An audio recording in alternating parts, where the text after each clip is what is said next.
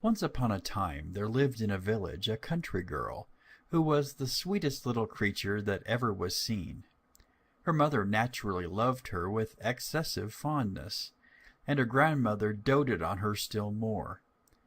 The good woman had made for her a pretty little red-colored hood, which so much became the little girl that everyone called her Little Red Riding Hood. One day her mother, having made some cheesecakes, said to her, "Go, my child, and see how your grandmother does, for I fear she is ill. Carry her some of these cakes, and a little pot of butter." Little Red Riding Hood straight set out with a basket filled with the cakes and the pot of butter for her grandmother's house, which was in a village a little way off the town that her mother lived in.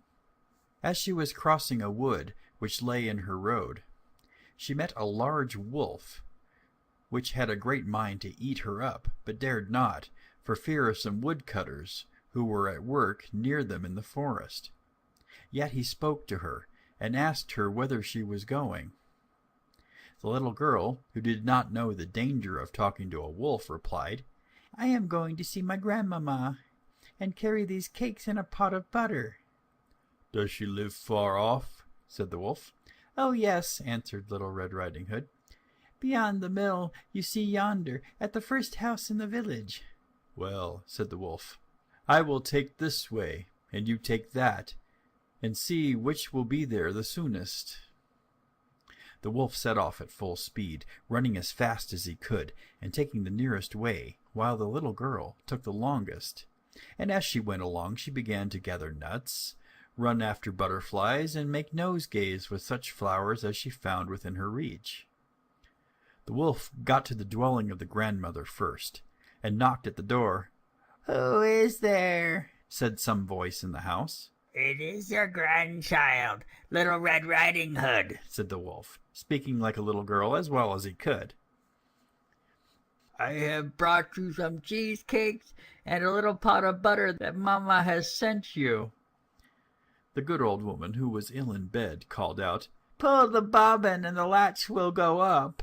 The wolf pulled the bobbin, and then the door went open. The wolf then jumped upon the poor old grandmother and ate her up in a moment, for it was 3 days since he had tasted any food.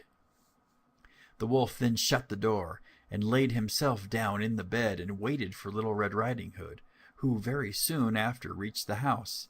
Tap, tap. "Who is there?" cried he.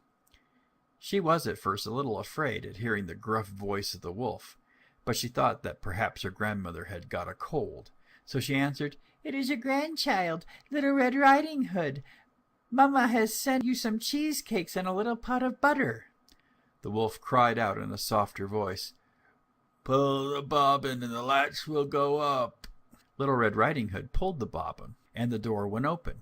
When she came into the room, the wolf hid himself under the bedclothes, and said to her, trying all he could to speak in a feeble voice, "Put the basket on the stool, my dear, and take off your clothes and come into bed."